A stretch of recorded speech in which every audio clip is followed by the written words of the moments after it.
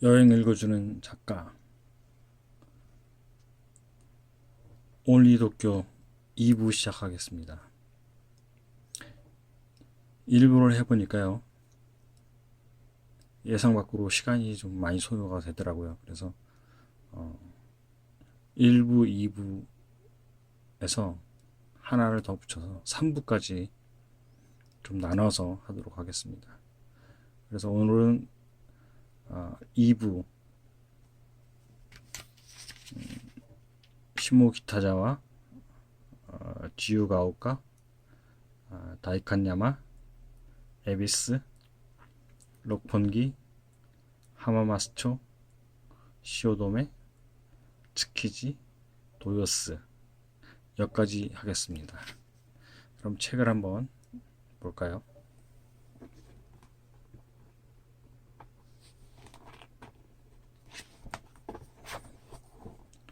저자 소개가 나와 있고요. 제미리 저자. 제미리 저자는 강석균 여행 작가의 부캐입니다. 그리고 목차가 이렇게 나와 있습니다. 그래서 도쿄 소개, 지역 여행, 호텔, 여행 정보 이런 파트로 나눠져 있습니다. 이제 도쿄 소개를 한번 보면요. 저번 시간에 했던 건 넘어가고요. 기후가 아무래도 한국하고 가깝게 있다 보니까 기후가 거의 비슷하죠. 그러니 겨울에 좀 따뜻하고 여름에 좀 온화한 편인데 습도가 좀 높다 이렇게 되어 있는데 아무래도 좀 위도가 아래에 있으니까 좀 따뜻합니다. 그래서 사철 여행 다니기가 좋은데 한여름에는 진짜 매우 매우 덥습니다. 예, 그래서 진짜 한여름 8월달, 뭐 9월달 이때는 좀 피하시고 다른 계절에는 뭐 비교적 다닐만 합니다. 겨울에도 일부 눈이 오긴 합니다만 뭐 그렇게 어려운 정도는 아닙니다. 그리고 일본의 정치 체계를 보시면 자민당이라고, 예, 입헌 군주주국이죠.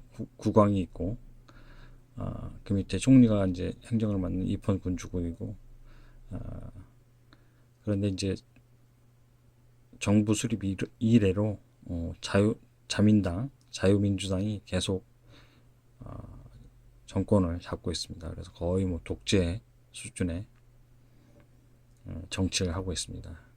그리고 그 밖에 뭐 민주당, 뭐 공명당, 공산당, 뭐 여러 가지 정당이 있는데 자민당에 비하면 아주 소수 정당입니다. 그리고 경제 규모를 보면 2021년도 GDP 국내 총생산 업데이트 된 걸 보니까 일본이 3위고요. 한국이 10위입니다. 그래서 약 X로 보면 약 3배 차이가 나고 있습니다.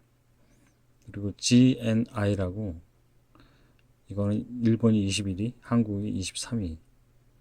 그래서 국민 총소득 GNI는 일본과 한국이 좀 비슷해졌습니다. 그래가지고 일부 사람들이 이제 일본과 한국이 거의 뭐 동등하게 잘 사는 게 아니냐, 잘 사는 정도가 비슷해진 게 아니냐 이렇게 말씀들 하시는데 저는 이제 그렇게 말하거든요. 도쿄역이나 서울역을 좀 비교해 보자. 아니면 도쿄에서 가장 번잡한 신주쿠역과 신도림역을 한번 비교해 보자. 이렇게 말씀드리는데 도쿄역과 서울역, 신주쿠역과 신도림역 규모 면에서도 뭐 한 3, 4배 차이가 나고요. 물동 인구 면에서도 한 3, 4배 차이가 날 겁니다. 그래서 아직은 멀었다. 예. 국민 총소득 GNI가 좀 비슷해지긴 했지만 아직도 일본과 가깝게 대등해지려면, 경제적으로 대등해지려면 아직 멀었다 이렇게 생각됩니다. 넘어가시고요. 종교가 있습니다. 종교는 뭐 잘 아시다시피 신도라고, 예, 신도가 있고 외부에서 유입된 불교가 있는데 이제 신도와 불교가 이제 합해져서 신불스팝이라고 합해져서 이제 믿어졌죠. 그래서 사찰 안에 신사가 있고 신사 안에 사찰이 있고 이런 식으로 되어 있습니다. 근데 이제 메이지 유신 때 신불 분리정으로 해서 신도와 불교가 분리가 됐습니다. 근데 여전히 뭐 사찰에 신사가 있는 경우가 있죠. 사실 신도를 보면 우리 시골에서 볼 수 있는 성황당하고 거의 뭐 비슷합니다. 예. 성황당인데 일본에서 이제 그게 좀 정규화돼서 조금 더 사원에 비슷한 모습으로 됐다. 그 차이지. 제가 보기에는 한국의 그 성황당하고 일본의 신도하고 거의 뭐 비슷한 게 아닌가 이렇게 생각을 하고 있습니다. 그래서 일본 여행하시면서 신사에 혹시 가실 일 있으면 한번 살펴보시기 바랍니다. 이 정도로 하고 넘어가고요. 도쿄 공항에서 시내에 들어가기는 저번 시간에 말씀드렸습니다. 나리타 공항, 하네다 공항에서 전철 타고 편리하게 시내에 들어갈 수가 있습니다. 넘어가고요. 시내 교통과 교통카드. 녹색으로 보이는 야마노테센, JR 야마노테센. 요것만 타도 거의 도쿄의 모든 관광지, 관광 스팟을 다 갈 수가 있습니다. 그래서 주로 JR 야마노테센을 이용하게 된다는 걸 아시면 될 것 같습니다. 넘어가고요. 교통 티켓은 뭐 스이카를 주로 이용하시면 편리하다. 그래서 오늘 첫 번째로 가보실 여행지는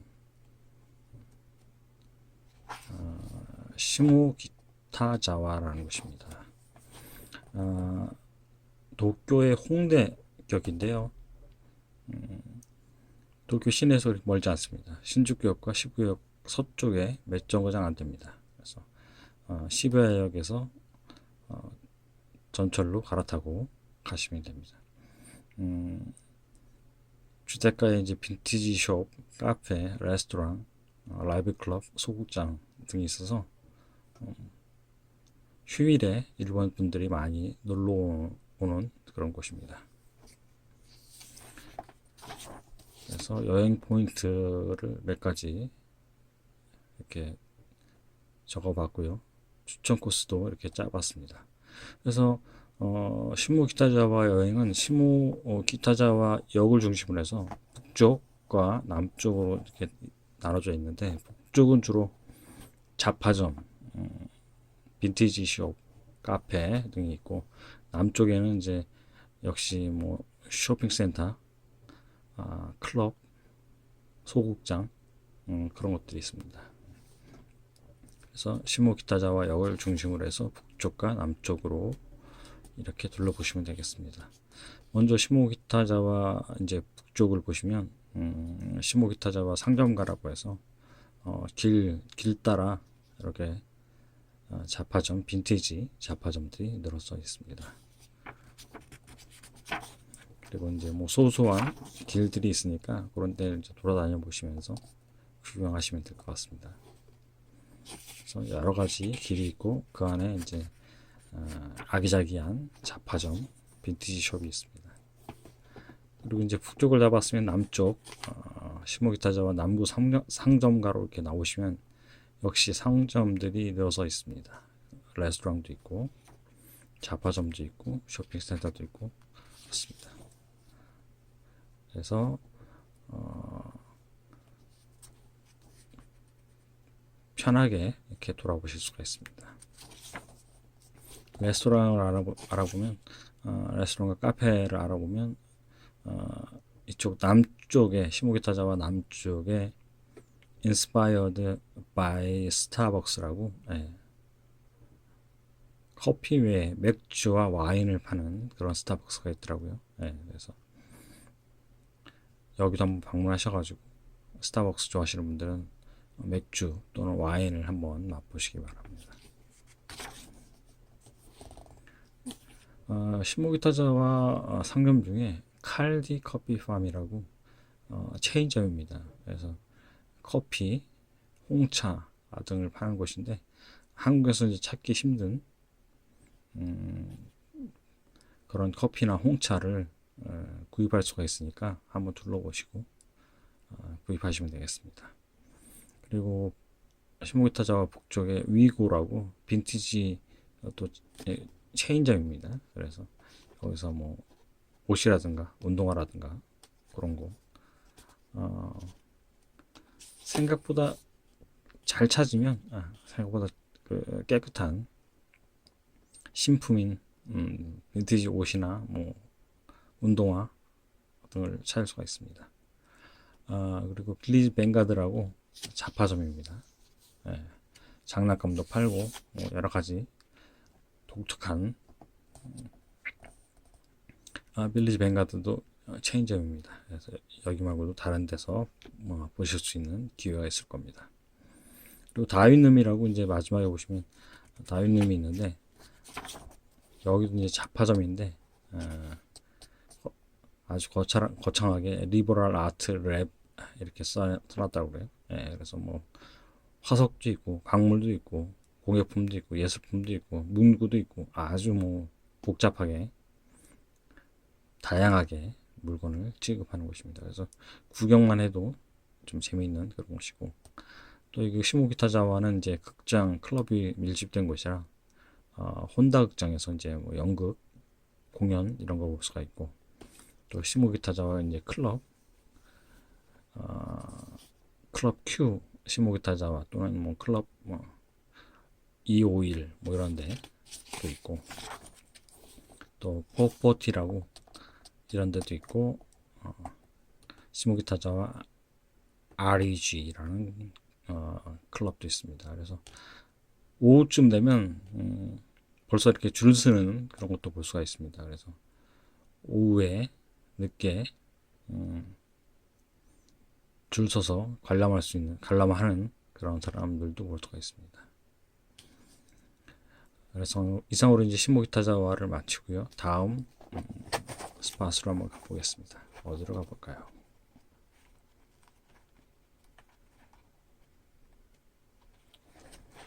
다음 스팟은 지유가오카라고 도쿄의 가로수길 정도 되는 곳입니다.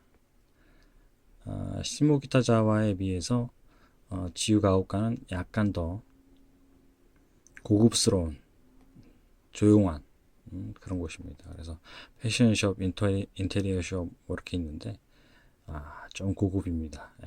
조금 고급이고 물론 또 이 일대도 고급 주택가입니다. 그래서 여기도 한번 방문해 보시고 뭐가 있는지 한번 살펴보겠습니다.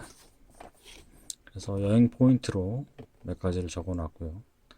추천 코스로 제가 짜봤습니다. 이곳 역시 이제 지유가오카역을 중심으로 해 북쪽과 남쪽으로 되어 있는데요. 북쪽 남쪽 뭐 다 같이 잡화점, 빈티지, 패션숍 뭐 이렇게 레스토랑, 카페가 분포가 되어 있습니다.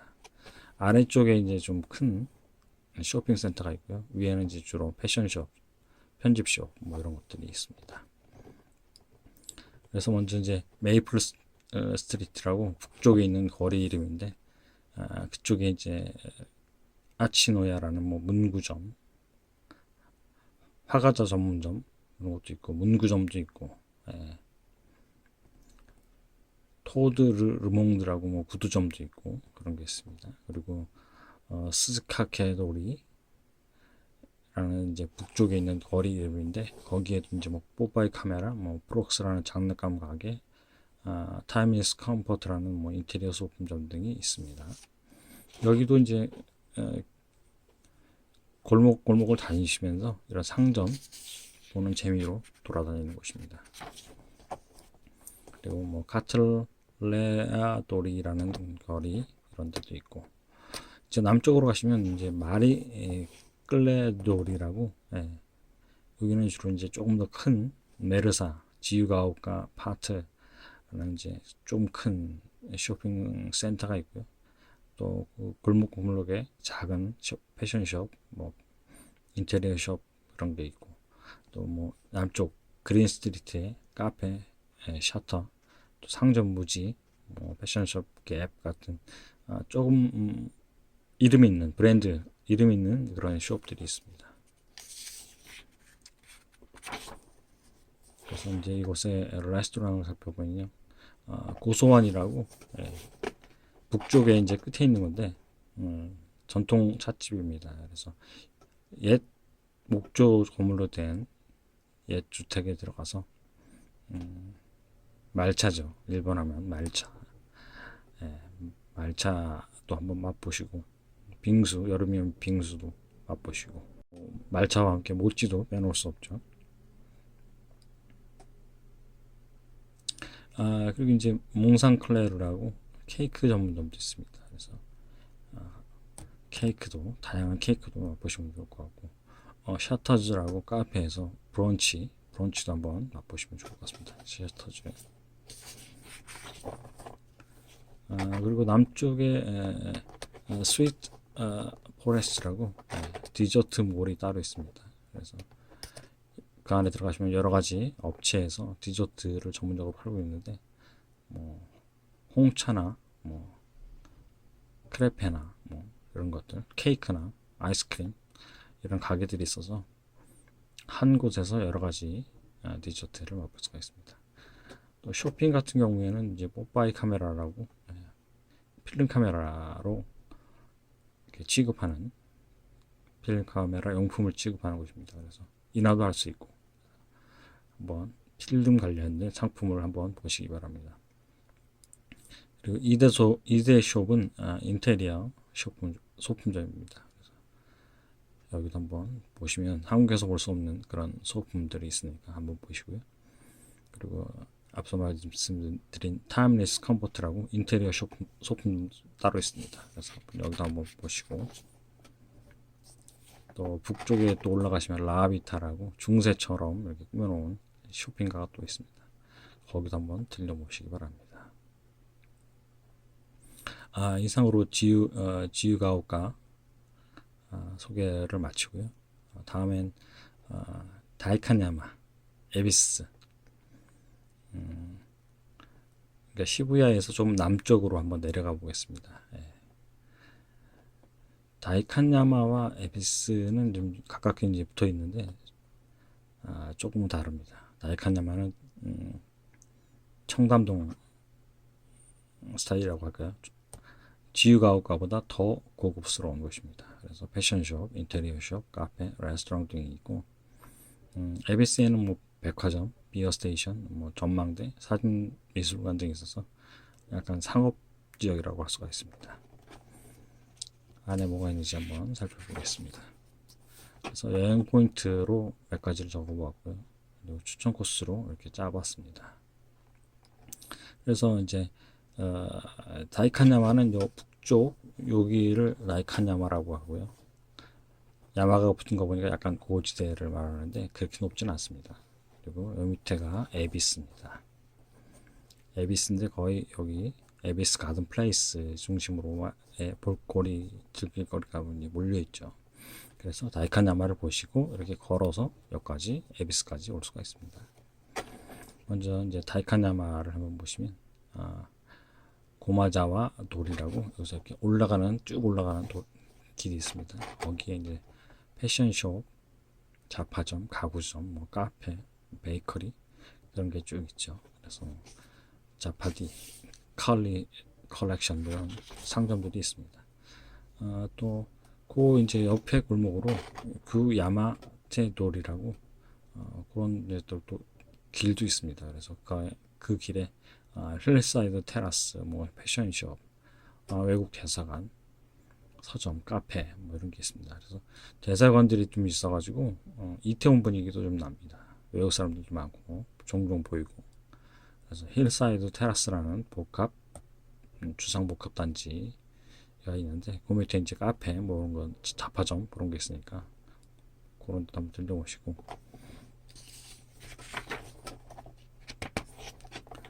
또 하치만 도리 이런데 하치만 도리라는 곳에서 다이카야마 어드레스라고, 이것도 주상복합입니다. 근데 그 밑에 상점들이 또, 상점 레스토랑들이 또 쭉 있어서 거기도 한번 가볼 만합니다. 그리고 이제 캐슬 스트리트라고, 다이카야마 어드레스 가까운 길인데 거기도 이제 여러 가지 아기자기한 상점들이 있습니다. 그래서 이상으로 이제 다이카야마를 오시고 걸어서 에비스로 넘어오겠습니다. 에비스 하면은 여기 사진에 보이면 요 인물이 신입니다. 에비스 신. 풍어와 사업의 신으로 여겨지는 신입니다. 그래서 여기의 유래가 요 에비스 지역에 에비스 맥주 공장이 있어서 에비스라는 지역 이름이 됐고, 에비스 맥주의 상징이 요 에비스 상이었습니다. 그래서 우리가 이제 진로 맥주에 두꺼비가 있는 것처럼 그런 에비스 상이 여기에 있습니다. 에비스역 바로 옆에 있습니다. 그래서 에비스 하면 에비스 가든 플레이스가 이제 처음이자 끝인데, 이 건물, 이 빌딩 내에 전망대도 있고 사진 미술관도 있고 뭐 백화점도 있고 뭐 다 요 단지 안에 다 있습니다. 그래서 에비스 가든 플라워 타워가 있는데 이게 한 40층 167m 주상복합 빌딩이고, 38층 39층에 한 10여 개 레스토랑이 있는 식당가가 운영이 됩니다. 그리고 같은 건물에 이제 도쿄도 사진 미술관이 있어서 사진 좋아하시는 분들은 사진 전시도 한번 보시고요. 그리고 에비스 가든 플라워 타워 그 옆에 에비스 맥주 기념관이 있습니다. 그래서 거기 가시면 이제 유료 투어, 무료 투어도 있고 유료 투어도 있습니다. 유료 투어의 경우 시음이 포함되어 있기 때문에 구경도 하시고, 맥주 제조 과정을 구경도 하시고 맥주 시음도 해보시기 바랍니다.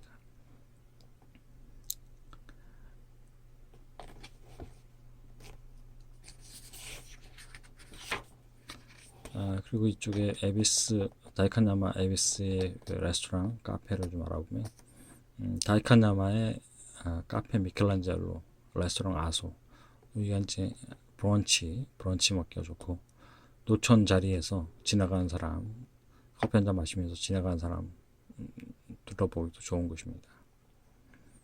그리고 이제 에비스 지역에서는 비어 스테이션, 여기가 이제 에비스 맥주, 삿포로 맥주를 판매하는 그런 곳입니다. 그래서 연간 7만 5천 리터의 맥주를 판매한다는 것입니다. 건물이 매우 커서 이게 다 에비스 스테이션입니다. 그래서 한 500명 들어간다고 합니다. 그래서 맥주에 소세지 안주로 즐거운 시간을 보내는 것 같습니다.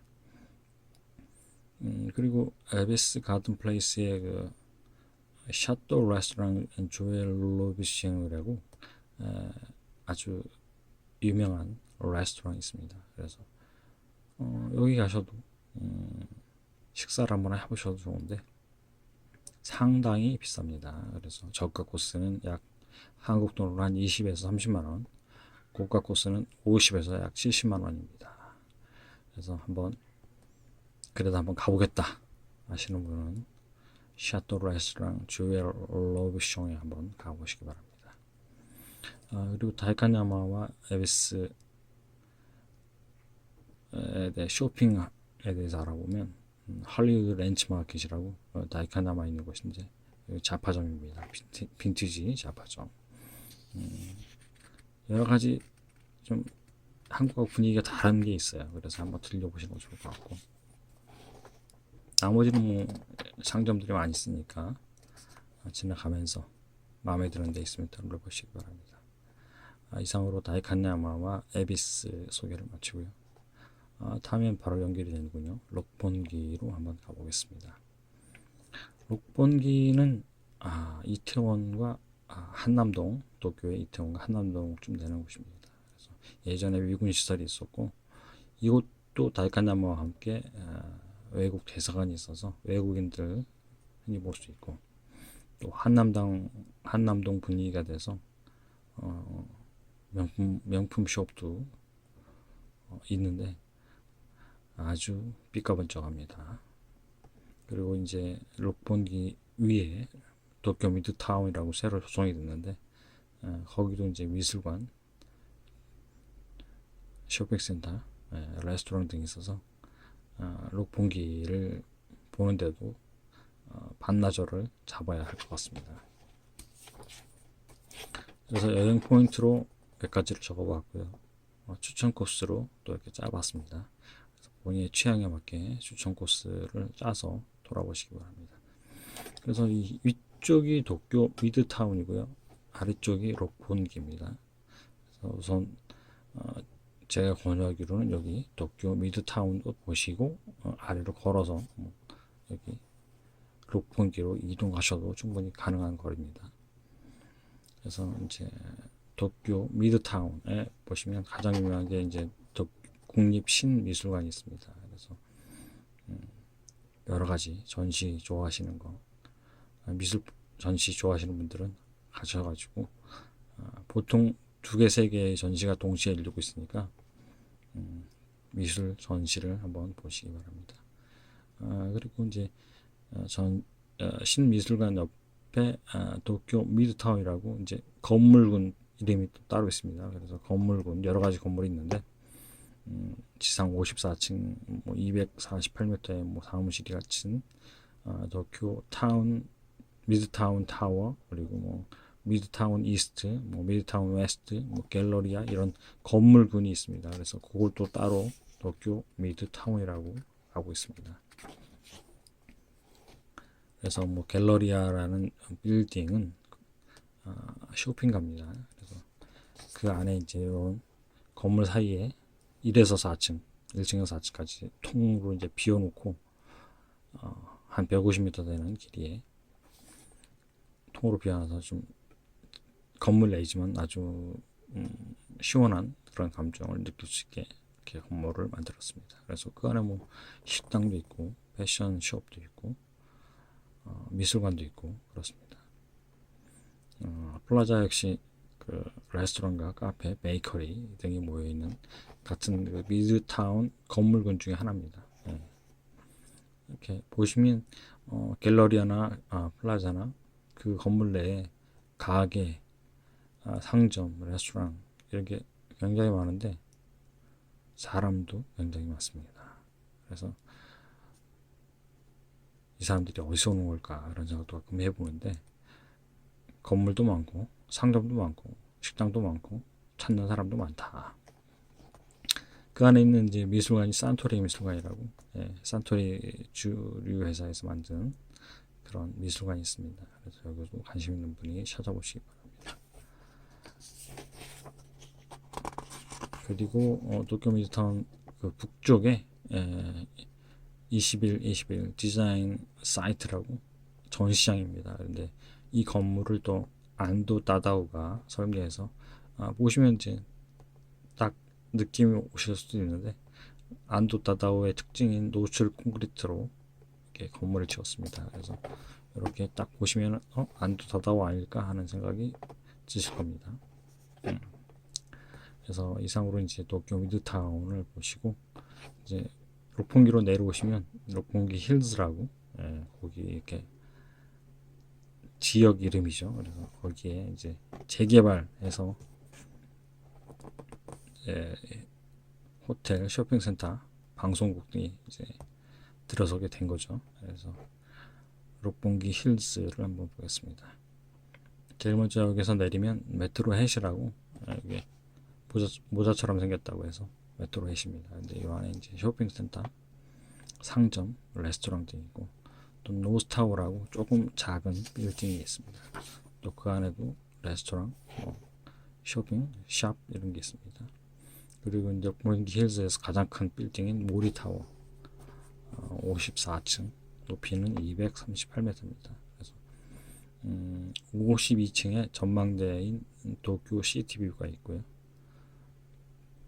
그리고 53층에 모리 미술관이 있고, 그래서 이 안에 사무 공간도 되고 이런 전망대도 되고 그리고 미술관도 되고 이 안에 다 있는 셈입니다.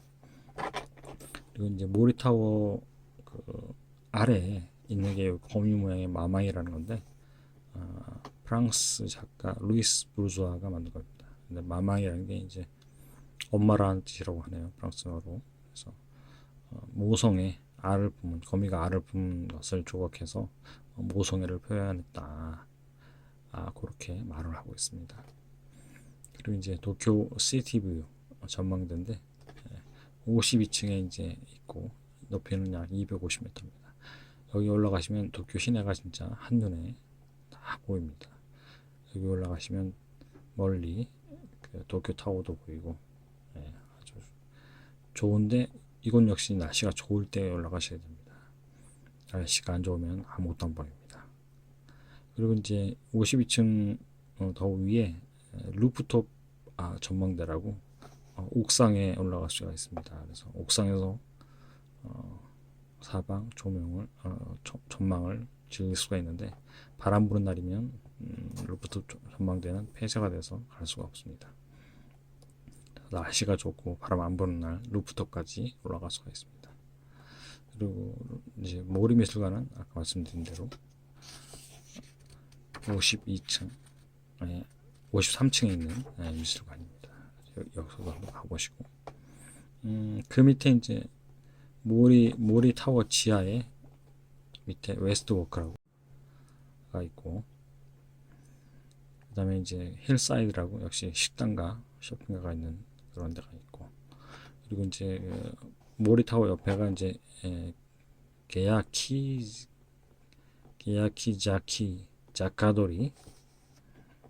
자카도리라고 거리가 있는데 거기는 이제 도쿄의 청담동이라고 할 만큼 유명한 그 명품 샵들이 쫙 늘어서 있습니다. 여기서 한번 명품을 한번 보시기 바랍니다. 그리고 록bun기 힐스에 텔레비 아사히라는 방송국이 있어서 그 1층에 가시면 아사히에서 방송한 도라에몽, 아따맘마, 짱구 이런 캐릭터 조형물이 있습니다. 그래서 사진도 한번 찍으시고 그런 데겠고요. 레스토랑과 카페를 말씀드리겠습니다. 그래서 도쿄 미드타운에 브라세리 폴 보키즈 루 뮤제라고 미슐랭 가이드 별 3개 받은 레스토랑이 있습니다. 그래서 여기도 한번 들려서 식사를 해보시는데 여기도 상당히 좀 비싼데 그래도 점심 메뉴 같은 경우는 먹을만 합니다. 조금 비싸지만 런치 메뉴는 좀 먹을만하다. 그리고 이제 하우스 같은 경우는 이제 록bun기 힐스에 있는데 케이크 전문점입니다. 그래서 가보시면 정말 다양한 케이크, 정말 먹음직한 케이크가 여러 가지가 있습니다. 그리고 이제 록bun기 힐스에 라이브 클럽과 클럽이 또 있습니다. 그래서 도쿄 미드타운에 이제 빌보드 라이브 도쿄라고 공연장이 있습니다. 빌보드 아시죠? 미국 유명한 잡지 거기서 운영하는 공연장, 라이브 공연장이 있고요. 또 근처에 록bun기에 아이벡스 도쿄라고 아주 유명한 공연장이 있습니다. 그리고 또 근처에 그 하드록 카페 도쿄가 있고요. 또 록bun기 긴교라고 카바레쇼 비슷한 것을 하는 공연장도 있습니다. 그리고 알피라고 록bun기 역으로 가는 거리에 있는데 아주 좀 작은 곳입니다. 소극장 비슷한 곳인데 여기는 재즈를 공연하는 곳입니다. 그래서 여기 가시면 공연도 보시고 입장권에 맥주 한 잔, 음료수 한 잔 먹을 수 있는 그런 곳입니다. 이상으로 이제 록bun기 힐스에 대한 소개를 마치고요. 다음은 하마마스초, 시오도메, 츠키시, 소요스에 대해서 알아보겠습니다. 하마마스초는 에비스 밑에 있는 곳입니다. 그래서 거기에는 제일 유명한 게 이제 도쿄 타워가 하마마스초에 있죠. 그리고 이제 하마마스초 밑에가 시오도메라는 지역입니다. 거기는 하마리큐 원시 정원이라고 아주 아름다운 정원이 있고, 또 댄스 시키게 기초 음이라고 극단 4개 극장이 또 있습니다. 뮤지컬 극장이 있고, 또 그 근처에 츠키지, 여러분 참치경매로 유명한 츠키지, 물론 이사를 갔습니다만은 츠키지가 아직 남아 있습니다. 그래서 그거에 대해서 소개를 해드리겠습니다. 그래서 여행 포인트로 몇 가지를 적어봤고요. 추천 코스로 이렇게 짜봤습니다. 그래서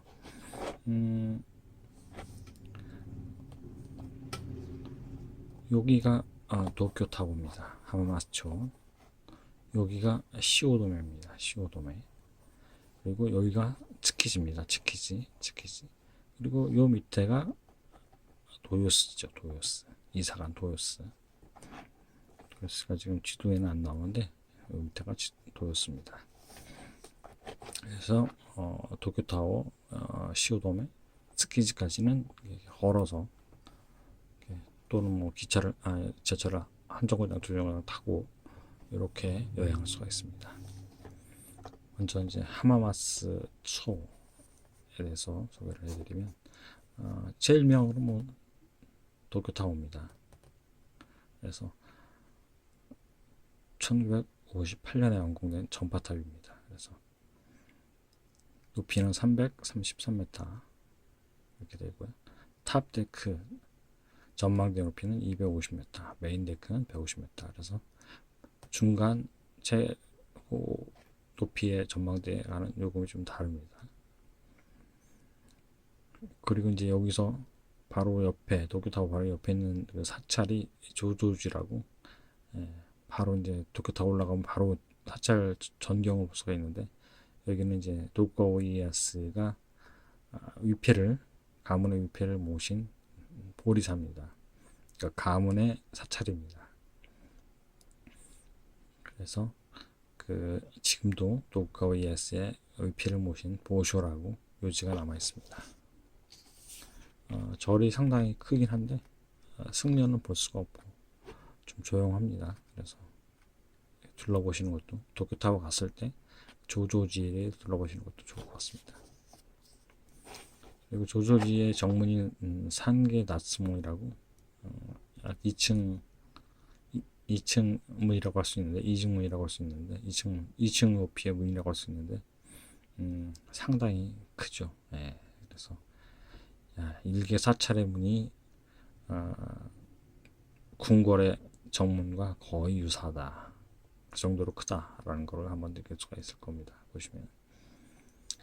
그리고 하마마스초에 규시 바리 큐원시 정원이라고 정원이 있습니다. 그래서 여기는 뭐 다이묘의 정원 중에 하나인데 회유식 천수 정원 이렇게 되어 있습니다. 회유식이 뭐냐면 가운데 연못이 있다는 얘기입니다. 그래서 연못이 있는 정원이다. 회유식이다. 또 연못을 가운데 두고 이렇게 한 바퀴 돌아서 본다. 그래서 회유식입니다. 그리고 회유식과 이제 대비되는 게 마른 정원이죠. 마른 정원. 모래 이렇게 딱 해서 모래로 이제 바다나 이렇게 강을 만들고 돌로 산을 만들고 해서 모래와 돌로 만드는 마른 정원, 그렇게 구분이 됩니다. 그래서 일본에서 이제 정원을 보실 때 회유식이든 뭐 마른 정원이든 한 번만 보시면 거의 똑같습니다. 다른 정원 가셔도 회유식 정원을 보고 다른 회유식 정원 가셔도 이거 뭐 가운데 연못 하나 있고 한 바퀴 돌면 끝나고, 마른 정원은 뭐 다른 마른 정원 가도 모래와 암석으로 된, 물론 이제 뭐 일본 사람들은 뭐 하나하나 다르다고 하는데 이방인이 보기엔 뭐 그게 겁니다. 그리고 이제 하마마스초에 지유 게키조 그리고 시키 게키조 하루라고 극단 4개 뮤지컬 극단이죠. 일본의 유명한, 거기서 운영하는 뮤지컬 극장이 있습니다. 그래서 여기서도 공연이 매일 열리니까요. 매일 열리다시피 하니까 뭐 맘마미아나 라이온킹이나 뭐 이런 것들 거의 뭐 매일 합니다. 그래서 물론 일본어로 합니다. 관심 있는 분들은 예매하셔가지고 보시면 되겠습니다. 저는 참고로 여기서 라이온 킹을 봤습니다. 그리고 이제 시오도메로 넘어가겠습니다. 하마마스주에서 시오도메로 넘어가면 니온 텔레비 타워라고 니온 텔레비 방송국 건물도 있고, 거기 이제 리텔의 오토케라고 가로 18m, 세로 12m, 두께 3m, 무게 28톤의 세계 최대 태엽 시계가 있습니다. 그래서 이게 이제 정시 한 3분 전부터 움직이기 시작합니다. 그래서 꼭 시간을 보시고 정시가 되기 전에 도착하셔가지고 요 시계 움직이는 거, 여러분 캐릭터들이 나와서 움직이는 것들 한번 보시기 바랍니다. 그래서 여기는 뭐 시오도메 미술관도 있고요. 이런 건물군 중에 여러 가지 것들이 있습니다. 그래서 카레타 시오도메라는 빌딩 여기 안에 이 건물이 이제 주로 이제 일본의 최대 광고회사인 댄스가 사용하는 건물입니다. 그래서 그 안에 에드뮤지엄 도쿄라고 광고 박물관이 있습니다. 그래서 광고에 또 관심 있는 분들은 들리셔서 광고도 한번 여러 가지 광고로도 한번 보시기 바랍니다.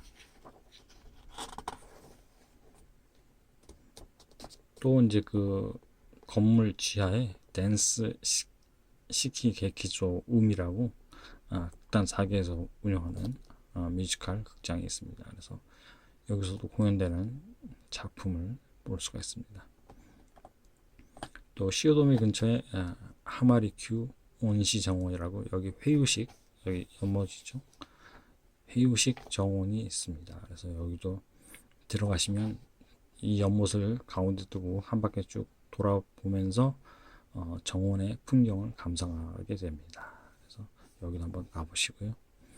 또 이제 시오도메 바로 인근에 츠키즈라는 지역이 있죠. 츠키지 하면 츠키지 시장, 참치도메 하는 그 시장이 떠오르는데 2018년에 도요스라는 지역으로 근처로 이사를 갔습니다. 그래서 지금은 그 장외 시장으로 남아 있습니다. 장내 시장, 생선 파는 장내 시장은 도요스로 이사를 갔고, 건어물 팔고 식당, 생선 식당이 있는 그런 장외 시장은 남아 있습니다. 그래서 장외 시장 보실 때 여기를 들려서 구경하시면 되겠습니다. 그리고 뭐 이렇게 쉴이나 그런 때 되면 주전부리도 팔고 하기 때문에 사람들이 꽤 있습니다.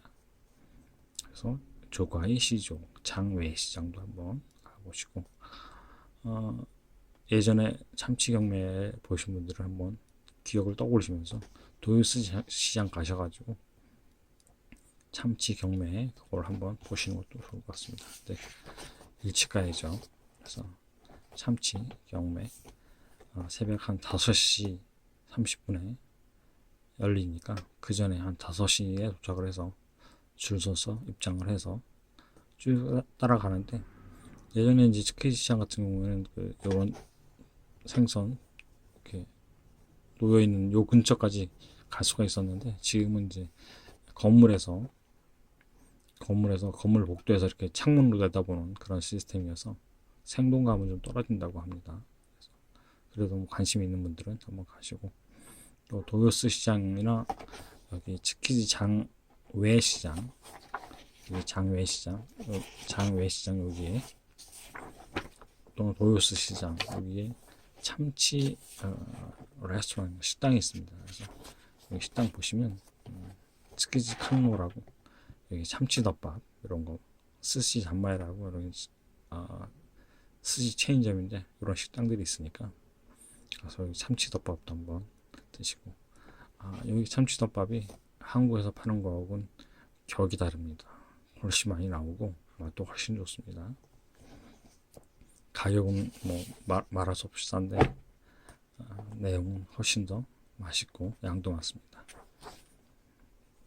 그리고 이제 시오도메 지하, 카레타 시오도메 지하에 술 좋아하시면 사케, 일본 사케를 파는 쇼츠 오소리티라고 전문점이 있습니다. 그래서 야, 일본에서 생산된 소주가 이렇게 많나 하실 정도로 다양한 일본 각지에서 생산된 소주를 둘러볼 수가 있습니다. 그래서 이상으로 그 2부를 마치고요. 다음 시간에 3부 도쿄의 나머지 지역에 대해서 말씀드리겠습니다. 감사합니다.